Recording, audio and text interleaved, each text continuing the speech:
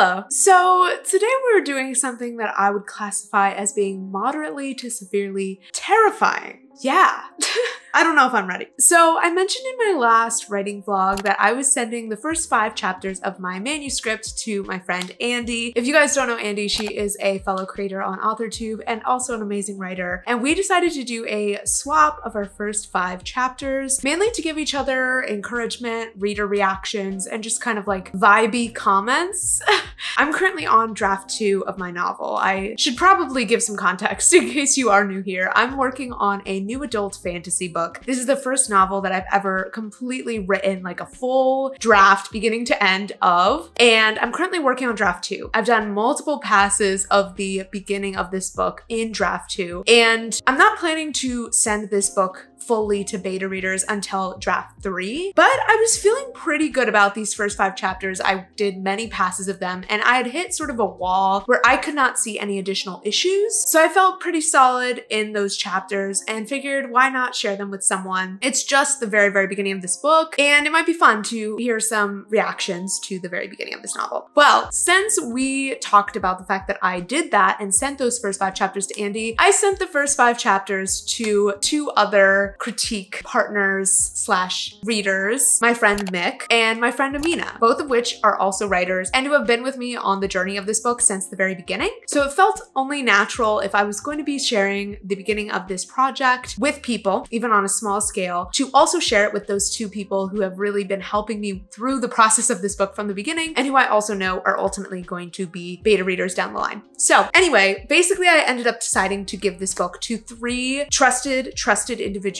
And by this book, I mean literally just those first 5 chapters. But they have been giving me feedback in the document, different types of feedback. I feel like the vibe of what sort of feedback and critique I'm getting from each person is different based on sort of the conversation we had leading up to the critique and what I told them I wanted to hear. At the end of the day, I was kind of open to whatever their thoughts were. But with all of that being said, I'm not planning to revise based on this feedback until I do draft 3, because I discussed in my latest writing vlog that I wanted to lock these chapters because I've tinkered with them enough for this draft. And I really need to get this draft moving as well. So even though I'm going to be reacting to this feedback in this video and talking about it, I'm not going to actually be implementing these changes for probably a couple months. So I'm just going to read the feedback in this video, sort of digest it a little, and revisit it when it comes time to work on draft 3, which will ultimately be the draft that fully goes to beta readers. So this will hopefully help inform the approach that I take when I make my draft 3 edits, so that it can be a stronger version of this book that ends up going actually out to beta readers. We're also going to chat a little bit about feedback in general, how to approach it, how to mentally handle it, and just a little bit more about author mindset, writer mindset in the second half of this video. But I do want to preface this with the fact that sharing your work with other people is terrifying. And I think I forgot just how terrifying and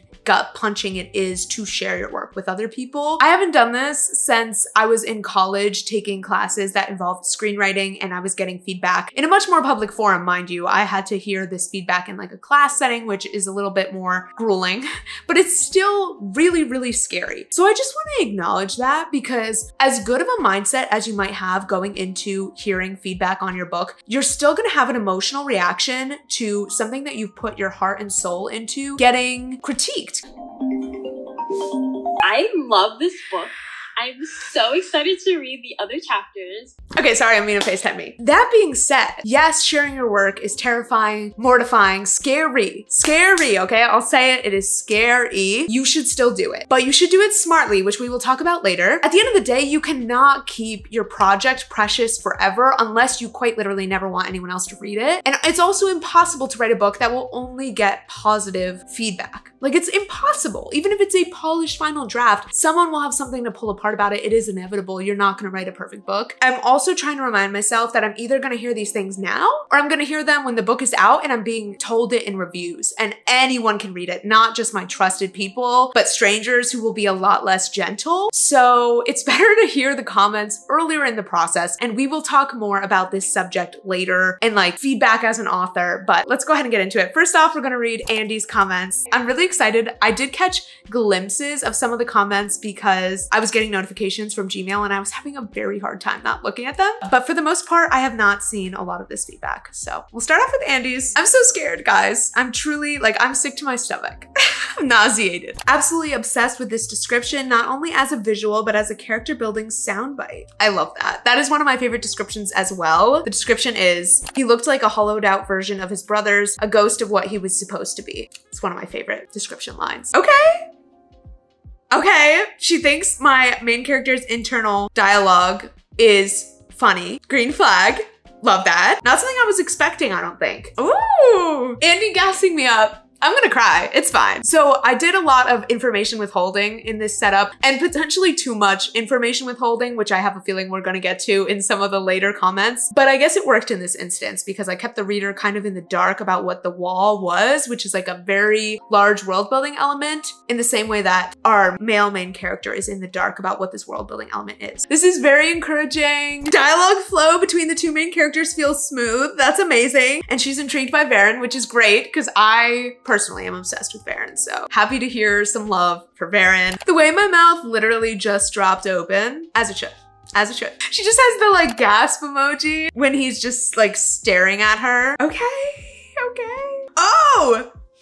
Okay, here's the tea. Here's the tea. I'm gonna just like say this because I don't know how else to explain it. So basically, he asks her, is there anything you want? And she looks to where his hand is on her shoulder. And he pointed out that that is low-key an Easter egg. AKA, she wants him. I did not even think that her looking at his hands was a late addition in draft 2. An unintentional Easter egg, but that is so cool. And that is one of the cool things about having other people read your work is they can interpret things in a completely different manner than what you intended. And sometimes it can really work in your favor. Not that that's like a completely different interpretation, but it's something that I didn't even notice that I did, but it's a happy accident that I'm now aware of. So that's fun. And I'm definitely gonna leave that in there. It does seem like it was not super clear that the ruler was in charge of the whole continent at first. And this is what, is this chapter 3? Chapter 3, she's just learning that. So maybe I need to add that world building detail earlier. This is one of the things that I feel like is one of the hardest things to see as the author yourself is when world building information needs to be dropped and like whether or not it's even being conveyed. Because to me, all the world building is obvious because I'm the writer. I know it. It's all in my head, right? But to other readers, they don't have the unlimited encyclopedia of world building knowledge that exists in my brain. So I have to make sure it's actually on the page when it needs to be on the page. You know what I mean? One of her comments is just shut up to a little moment between the FMC and the MMC. Their dynamic is everything. Like they aren't hardcore hateful enemies, but also do not like one another. Okay, wait, this is good because I was worried that there's like no romantic tension. This kind of makes it seem like maybe there is romantic tension in the way that I want there to be. And I feel like that's something I added in quite a bit of actually in draft 2. Draft 2 is a vast improvement in a million ways. And I have to keep reminding myself that so I don't lose my mind and think that this book is not gonna get better. That's fun. I'm glad that the chemistry is there. Even just hearing like, that was a good description. I liked that sentence means a lot. Okay, I'm feeling very hopeful after reading Andy's comments. That was very encouraging. So obviously getting feedback on your work is a really great way to improve your writing. Another way that I like to work on improving my prose and my writing is by continuously learning more and more about the craft of writing a book. So I want to take a moment to introduce you guys to an amazing resource, which is the How to Write a Novel course by Reedsy Learning. Thank you so much to Reedsy Learning for being the sponsor of today's video. This How to Write a Novel course is a 3-month intensive taught by Tom Bromley, who is an author and best-selling ghostwriter. This course takes you through daily actionable video lessons covering a wide variety of topics that get really specific about writing a book, whether that's talking about fleshing out your characters, pacing, writing descriptive detail, all sorts of very specific parts of writing a novel. And what I really love about this course is that it's structured to take you through the process of writing a novel. So throughout the 101 days where you're working on the course, you'll be learning these skills while also working through your own book so that you can finish off this course with a completed manuscript. There's also weekly live masterclasses masterclasses featuring other authors, including things like live feedback sessions, as well as more personal interaction between you and the course instructor. There's also a really great community aspect, so you can get feedback on your own project from the instructor, from other members of your cohort. There's an entire like chat section of the course where you can post in the forum, get matched up with a critique partner, ask questions to the rest of your group so that you really have a class feel with the other people taking the course at the same time as you. If you're interested in checking out the course, I'll have it linked in my description, and I now actually have a 10% discount code, so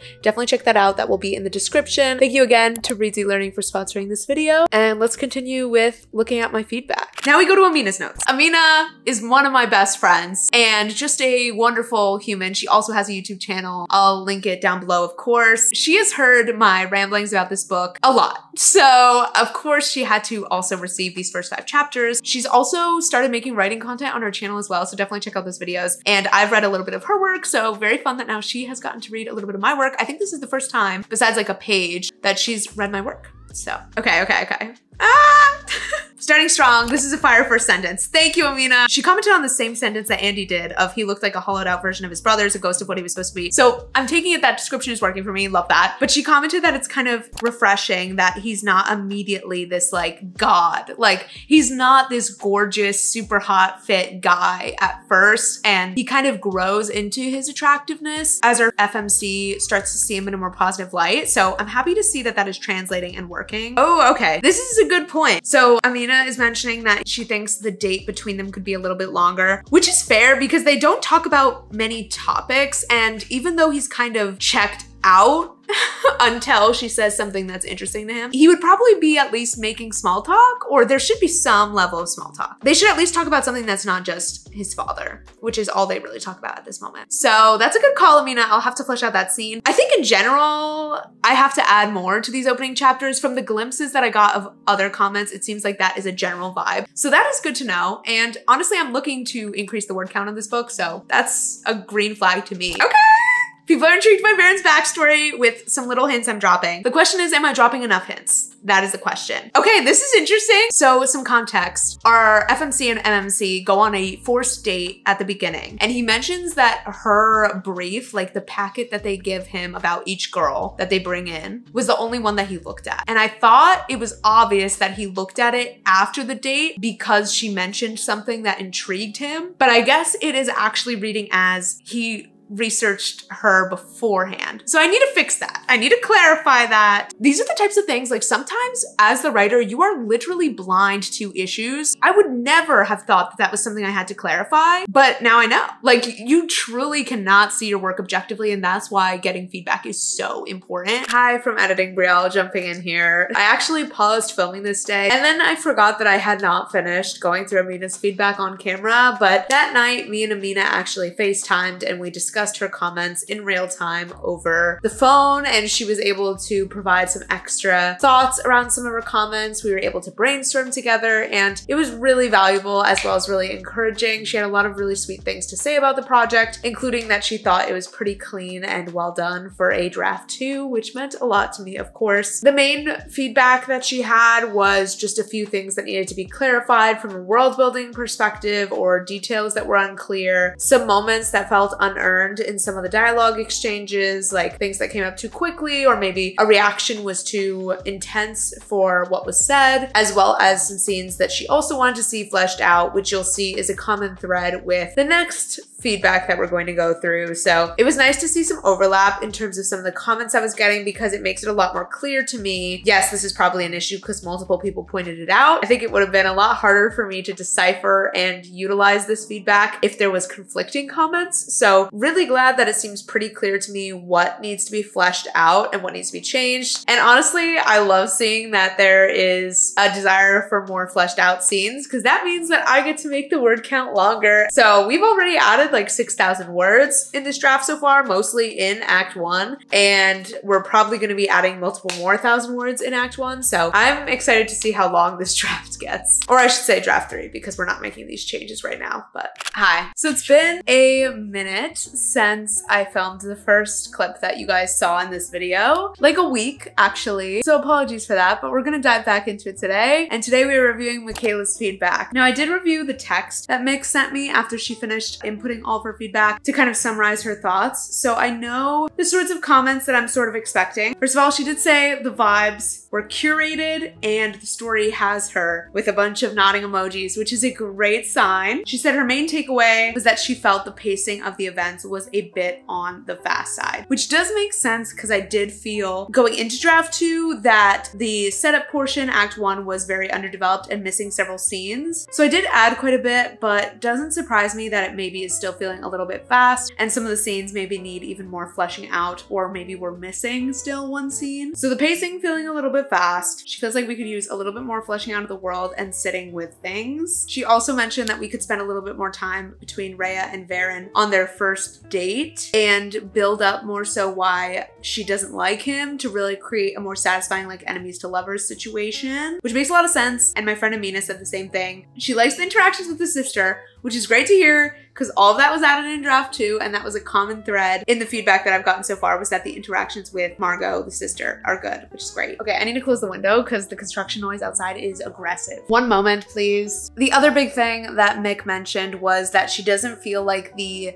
reasons for all of these characters actually going to the wall and going on the journey is strong enough. And I do feel like we continuously become more and more educated on their true reasons throughout the novel, but I understand how it would be really distracting to a reader to see the characters embarking on this journey and be like, wait, why would you do that? Like, why would that be worth it? Why would you risk your lives? Because they are all risking their lives. And so I feel like I need to make that a little bit more clear. We can't quite tell how bad the ruler is from these first 5 chapters, and that seemed to be a thread in the feedback as well. Like, it's not being shown very clearly. They talk about how they hate the ruler and the ruler sucks, but we're not really seeing the evidence as much besides some small mentions of things like the curfew and how restrictive and standardized things are. So very good point from Mick there that I need to make it more clear just how bad the ruler is. So that was all from her text. Now let's take a look at the actual comments on the document. So there's an interaction with our main character and her mom in the first scene, and Mick's comment was, I can't 1000% tell how the mom feels about our main character in this first scene between them. I'm feeling like she is baseline annoyed by her but loves her anyways, and I'm not sure if that's supposed to be the case, but if it is, then carry on. Which is funny. It's not supposed to be the case. To be fair, this chapter with her mom is very vague and not giving us much. I don't quite know their relationship that well besides just knowing that it's distant and strained, but the vibe is not supposed to be that her mom is annoyed by her, more so just she doesn't know how to really speak to her or like how to have any sort of intimate emotional connection with her. And so clearly I need to change how that's being expressed. I guess, is it just this piece of body language that's giving that vibe? I don't know. I have to dig into that deeper because it's not what I'm going for. Okay, these are lots of good comments. Lots of good comments. I have a little bit of a memory that we delve into where I mentioned they were watching a mandatory broadcast, which is the thing that the ruler does in this society. And Mick mentioned that this would be a great opportunity for more vibey world building as opposed to just mentioning, oh, it's a mandatory broadcast. Can we convey in some way that these mandatory broadcasts happen? Give it a vibe of being mandatory? Can we make it more obvious that she doesn't like the ruler? Like, basically, how can we get more from this memory to maybe establish some things about the world and her dislike for the ruler and his sons? Great idea. She made a really good point about Varen's personality seeming inconsistent. She's just having a hard time placing him. I feel like I know him well, but is the way that he's acting in these opening scenes establishing his true personality? I'm not sure. Some things she is kind of asking about, I do feel like we circle back to later in the manuscript, so that's good. It does seem like there's a lot of opportunities where she wants to see more world building, so I'm gonna have to figure out how to work that in. And she did point out a fair amount of moments where things feel just like unearned or maybe out of place, and maybe we didn't quite get to that beat. Like, we didn't naturally get to that beat in the scene, but I'm kind of forcing it to be there. Truly, from my perspective and how close I was to this book, I couldn't see these issues. I could have tinkered with these chapters forever and never have seen these issues. And because of that, like, clearly I needed external feedback. I needed other opinions. So I feel pretty strongly that the chapters were ready to go to other people and get those external opinions because I couldn't see the flaws at this stage. So there's work to be done for sure, which is kind of overwhelming because a lot of these things I like can't even imagine how I'm gonna fix. They feel really difficult to fix. Like a lot of the inconsistent characterizations are a little nerve-wracking to me because I'm not quite sure how to fix them.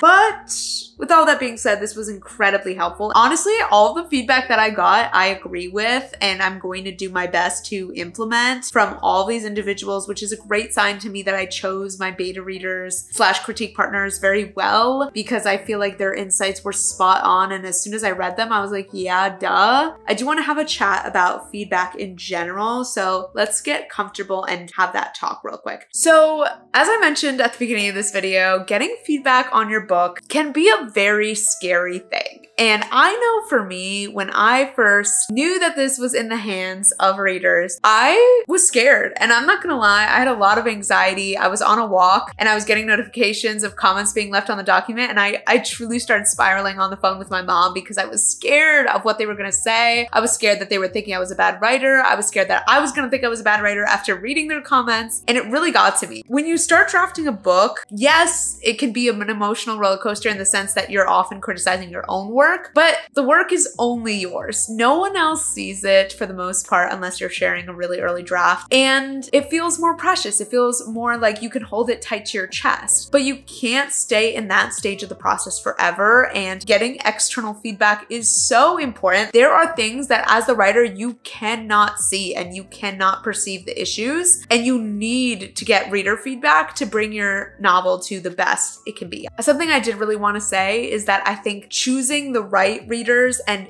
only putting the book in its early stages into the hands of trusted individuals is key. Because something that I think I've mentioned on this channel is that I attribute the fact that I stopped writing in high school partially to getting feedback from a girl who was honestly just kind of mean as an individual, and it took the wind out of my sails. You know, at the time I was 15, 16, I didn't have the perspective and the adult mindset of feedback is not a bad thing, feedback is just trying to help me improve, like all of that. I was a kid, you know, I didn't know that. I just wanted people to like the stories I was writing. I was sharing chapters of my rough draft as I was writing them because that was just the way that we would do it. We would write a chapter and then we would swap it with the friend group. And I just remember getting this really harmful piece of feedback to me. And in hindsight, I'm like, I should not have been trusting this girl with my work, especially in such a raw form, because she was just like not the nicest. But it was just a prime example to me of how important it is to think hard about who you're sharing your work with. Are you sharing it at a good stage in the process where the feedback will actually be valuable? You don't want to share it too early. Like I really would suggest not sharing a rough draft unless it's really polished, just because you want to be able to fix the issues that you can see before you give it to other people. I just think choosing your beta readers, your critique partners mindfully is critical. And I understand that I'm in a bit of a ideal scenario in terms of this because I have writer friends, I have AuthorTube friends who have volunteered to read my work. Like I happen to have people in my life who are also writers who know about writing craft, who read a lot, that can give me valuable feedback. So I totally acknowledge that, and not everyone has that. But I think even if you are just finding beta readers online or whatever, have them do a sample. Like give them one chapter and see what type of feedback they're giving. Is it presented in a constructive way? You want to take some steps to protect yourself and to protect your motivation to work on the project, because I do feel like it can mess with your motive to continue a project if you feel like it's getting critiqued in an unkind way or in a non-constructive way. So I think it's important to think about who you're handing this manuscript to and at what point. But yeah, just in general, like if you are maybe about to get feedback for the first time, or even if you've done this multiple times and it's still a bit uncomfortable even after all this time, that's so normal. I don't think that feeling will ever go away for me. I've gotten feedback on all forms of writing, as well as like films and all sorts of projects that I've done. And it still is uncomfortable. It still kind of stings every time for me. And I don't think I'll ever stop feeling that way. I'm a sensitive person. I feel like I'm a little insecure. So continuously reminding myself and honestly using as affirmations, this is just part of the process. I'm going to experience like negative feelings, insecurity, stress, fear, that's okay. That's part of the process. That's normal. That's just like part of being a writer. I'm going to accept all these feelings and I'm going to move through it anyway. I'm still going to ask for the feedback. I'm still going to look at the comments, even if it's scary, even if it feels uncomfortable, because if I want to hold a version of this book at some point that I'm really proud of and that is solid and the characterization is solid, the plot is solid, all of those things, I have to go through these stages. I have to go through these steps. I have to get uncomfortable. I have to tear the book apart and put it back together. It can still feel emotionally uncomfortable. That's okay. That doesn't change the fact that it's valuable though. That doesn't change the fact that I should continue and do it and implement the feedback and look at the comments and blah, blah, blah. Just because something's uncomfortable doesn't mean you shouldn't do it. Being uncomfortable is inevitable if you want to share your creative work, unless you are just like built different and truly not impacted by other people's opinions, which is crazy. And I love that for you. So just accept the discomfort, accept that sharing your work is going to feel really vulnerable. It's going to feel like you're literally holding your heart in the palm of your hand and putting it in front of people and being like, hey, what do you think? And that's just part of the process. Also, just a reminder for anyone who needs to hear it, getting critique on your work, having problems with your story does not make you a bad writer at all. We are all capable of writing messy stories, messy characters, messy plots. That does not say anything about the type of writer you are. It just means you're still in the process of the book. It's not done. And even when the book is done, there's still going to be flaws. There's still going to be moments that the reader is like, wait, what? Or like, that doesn't seem like something the character would do. There's going to be some of those left. They're in every book. I can think of those moments in every book I've ever read. Take comfort in knowing that your book is not in its final form. It can be messy, and that doesn't mean that you're a bad writer. And even if it is done and you're still getting, critique of a finished book, just know that making it perfect was an impossibility anyway. I don't know. I hope that's comforting to someone. Like I said, I won't actually be making changes based on this feedback until draft 3, which will be something that I'm revisiting in December probably. So I'm still letting these chapters sit. They're done for draft 2. I will continue working on them later, and I'm gonna continue working on draft 2, working through draft 2, keeping in mind the things that were pointed out to me from a pacing and characterization perspective. This was a great warm-up in terms of seeing feedback on my work